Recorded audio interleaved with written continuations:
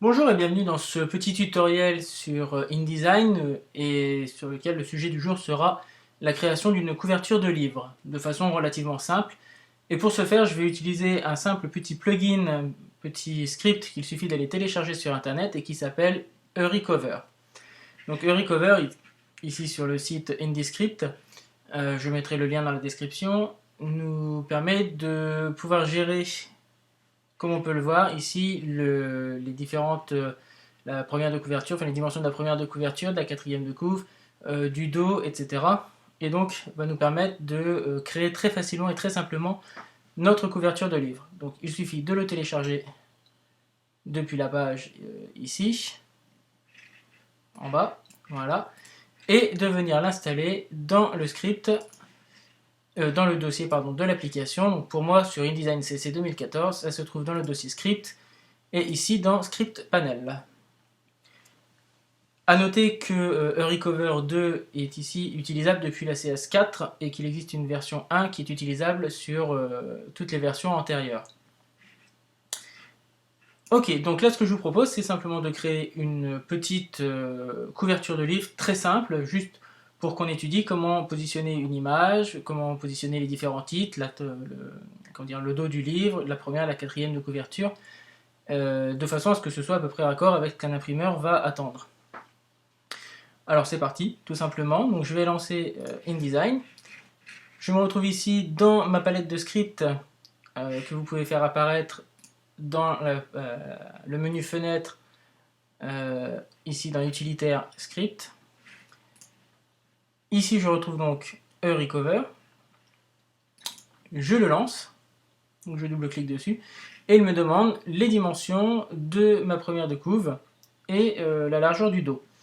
Alors, par défaut, je mets 148 mm, on pourrait mettre 148,5, je vais partir sur un format A5, donc 21 cm de haut et 148 mm, donc 14 cm 8 de large. Voilà. Et puis on va prendre un dos qui va faire par exemple, je sais pas, 25 mm. La largeur du dos est à étudier, est à demander à votre imprimeur en fonction de l'épaisseur de papier qui est utilisée. Donc là, cette dimension-là va être sujet à changement et c'est là où Eurycover va être très intéressant, c'est qu'il va nous permettre de modifier cette donnée-là sans avoir à refaire l'ensemble de notre mise en page. Donc là, je vais partir sur une valeur arbitraire de 25 mm, ce qui doit correspondre à environ 300, un bon 300 pages. Voilà, à vue de nez. Ok, une fois que ça c'est fait, je fais donc créer et automatiquement ici j'ai mon gabarit qui est prêt avec la première de couve, la quatrième de couve et ici le dos du livre en carré collé. Bien, maintenant il va nous suffire de poser nos éléments dessus et de faire notre mise en page. Donc les éléments, je les ai, je vais fermer la fenêtre ici, voilà, ce sont ces petits éléments là, donc j'ai un code barre en .eps, un vectoriel, j'ai un fond en JPEG et j'ai un petit logo que je vais venir incruster sur mon livre. Très bien. La première chose à faire, c'est de bien vérifier si ces éléments ont des résolutions suffisantes pour ce qui va être de l'impression, et puis de si tout est bien en CMJN. L'imprimeur attendra des documents sur magenta jaune noir. Donc on va vérifier ça. Bon, pour le PS ici, j'ai pas trop de soucis. Le vectoriel ici, je vérifie rapidement dans Illustrator, mais il est bien en CMJN. Ok, et donc mon logo, mon fond ici, je regarde dans Photoshop. Lui, il est en RVB. Alors comme il est en RVB, je vais déjà commencer par le convertir en CMJN. Attention, dès l'instant où on va le convertir en CMJN, je peux avoir certaines couleurs qui vont être modifiées. Là ici, on voit que ça brille un petit peu moins, donc c'est un petit peu plus passé au niveau des couleurs. C'est la conversion en CMJN. Alors on pourrait retoucher ça pour que ce soit beaucoup mieux. Je ne vais pas le faire là, c'est pas le sujet. Mais pensez bien à créer toutes vos images d'abord en CMJN. Ensuite, au niveau de la taille de l'image, on va vérifier rapidement. Je suis en 72 dpi, ce qui est une basse définition, mais j'ai une largeur et une hauteur telle que globalement, ça ne va pas nous poser un énorme problème. Donc ça, je sais que ça va passer. La dimension de mon livre par rapport à la taille de la photo ne posera pas de soucis. Donc je réenregistre ça, voilà, ok, et je vais terminer. Donc là, tous mes éléments sont en CMJN. Celui-ci, il l'était déjà, je l'ai créé tout à l'heure en CMJN. Donc là, j'ai mon code barre. S'il veut bien se mettre, voilà.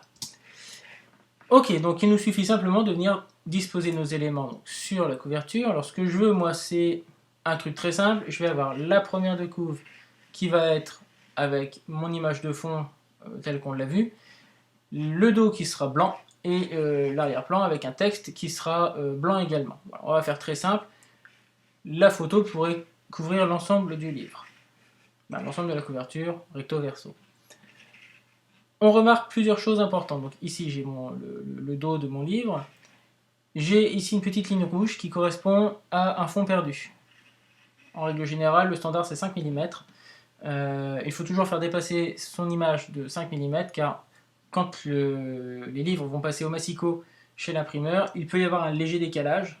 Et donc pour ne pas avoir une trace blanche ou un petit bord blanc de 1 mm ou 2, il faut toujours faire dépasser son visuel de façon à ce que on soit bien, l'image aille bien jusqu'au bord du livre, de la couverture. Bien, donc première chose, je vais venir ici importer ma première découve. Voilà. Et hop, je sélectionne mon fond. Ok. Donc voilà, là ici il m'a mis mon fond, bon il me l'a mis assez petit. Je vais venir le redimensionner pour qu'il soit, ma foi, à la bonne taille. Voilà, et je vais jusque la petite ligne rouge en bas. Donc vous voyez que l'affichage est assez sale, c'est normal, le visuel est affiché en basse définition pour préserver les ressources de l'ordinateur. Je redimensionne mon image, donc j'ai bien débordé ici partout. D'accord. Et je m'arrête ici au niveau de ma tranche, là où je veux qu'après ça la couverture soit blanche. Très bien. Maintenant que j'ai fait ça, je vais me mettre bien ici à fond. Oups. Je vais me déplacer, ce sera mieux. Voilà. Je vais pouvoir poser dessus mes autres éléments. Alors donc on a un code barre. On va venir importer ici le code barre. Hop. Qu'on va venir mettre beaucoup plus petit. Pas exagérer tout de même.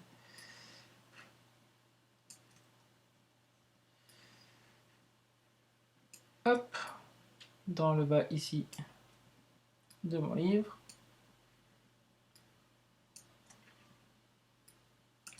Voilà, bouton. Très bien. On va se mettre comme ça à peu près. Alors on pourrait caler des repères en plus ici à 5 mm qui nous permettrait pour le coup à peu près 5 mm, voilà. Et en bas, on va scaler également à 5 mm approximativement, voilà, qui vont nous permettre d'avoir une marge de sécurité, c'est-à-dire de ne pas être trop au bord de l'image pour tout ce qui est texte. De même, il faudra mettre ici une petite marge pour ne pas être trop près du bord qui sera plié. Donc je sais que je vais mettre tous mes textes dans cette zone-là. Ok, donc là j'ai mis mon code barre, j'ai mis mon image de couverture, je vais mettre mon logo tout de suite. Donc c'est pareil, j'importe mon logo. Pof, oui, carrément gros. On va le réduire drastiquement.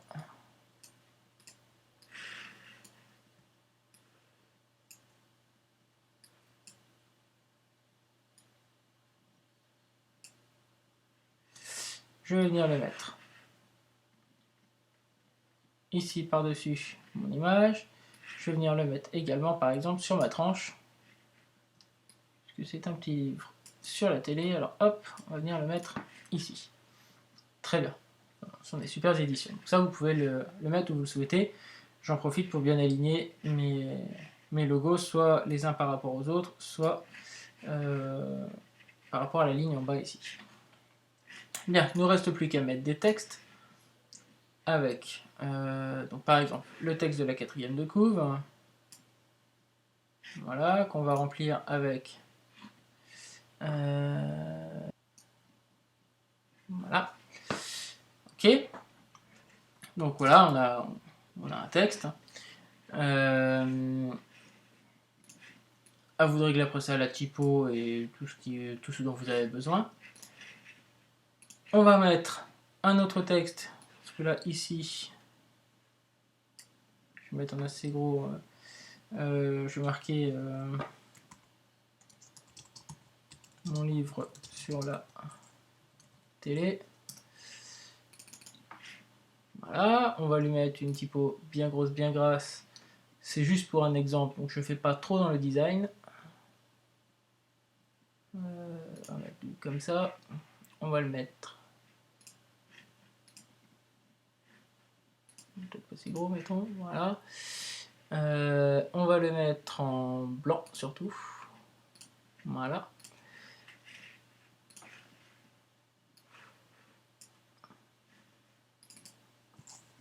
On va faire ça. Voilà, on va mettre ça, on va le centrer. Tac.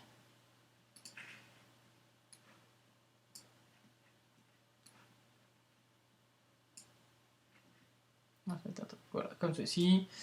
Donc là, vous avez le titre. On va rajouter le nom de l'auteur. Voilà, donc Domino. Qu'on va mettre en blanc également avec une typo, ma foi. On va prendre la même, voilà, et on va le centrer. On va le grossir un petit peu. Ok. Et puis, voyons voir. Est-ce qu'on va pouvoir lui amener à ça? On va lui ramener un petit contour noir. Allez, lui aussi, un petit contour noir. Je le fais pas dans le gros design, hein, c'est juste vraiment pour montrer. Voilà. Il va me falloir sur la tranche également le titre du livre et le nom de l'auteur. Donc, pas de souci. Je recrée. Donc, on va mettre comme ça. Mon livre sur la télé.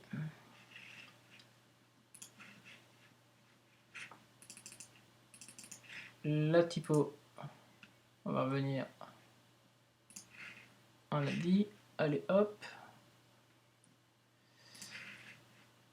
Donc, petite astuce, quand vous ne savez pas quelle est la largeur de typo que vous voulez avoir, vous pouvez agrandir le bloc de texte en appuyant sur Shift et Commande sur Mac ou Shift et Contrôle sur PC, ce qui va vous permettre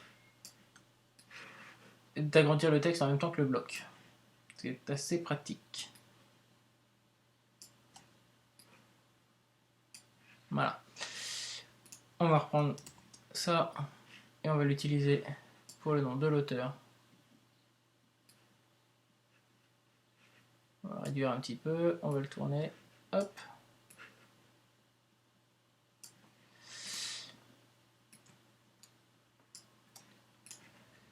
Et voilà, donc là on a une couverture de livre qui est faite très très rapidement. On va un tout petit peu améliorer grâce aux options d'alignement ici pour centrer un petit peu mieux les éléments entre eux. Donc ces trois éléments là principalement qu'on va pouvoir bien recentrer, voilà.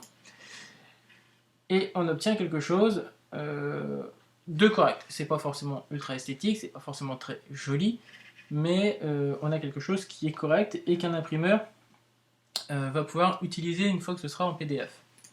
Donc là, on est satisfait de notre travail. Il ne nous reste plus qu'à exporter le travail en PDF. Donc je vais mettre ça. Voilà. Ici, couve finale, on va marquer. Voilà. En PDF pour l'impression. J'enregistre et là j'ai accès aux différentes options de l'export en PDF.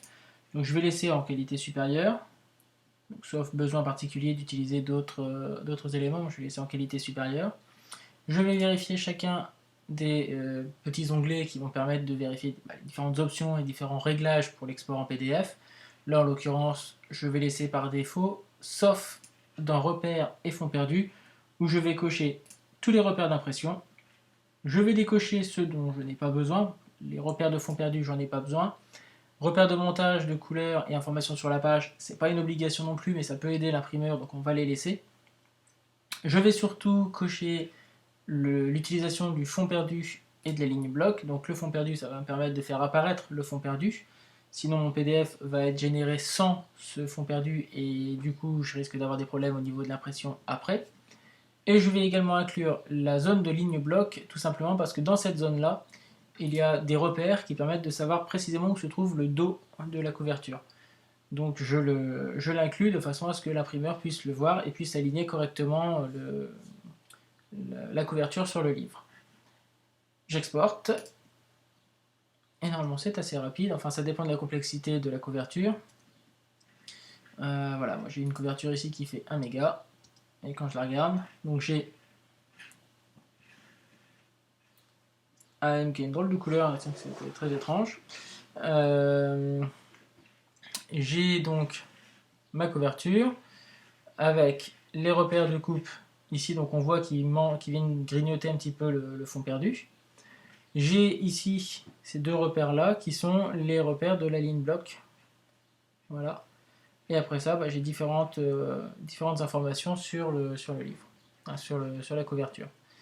Donc voilà un petit peu. Donc là, par le M qui n'est pas normal, normalement ça aurait dû être blanc. Voilà, donc je vais vérifier après pourquoi ça ne marche pas, mais c'est un détail. Là, vous obtenez une couverture qui va convenir à votre imprimeur. Donc vous pouvez lui envoyer et ça lui conviendra sans problème. Voilà, je vous remercie pour votre attention et puis je vous dis à très bientôt et d'ici là, amusez-vous bien.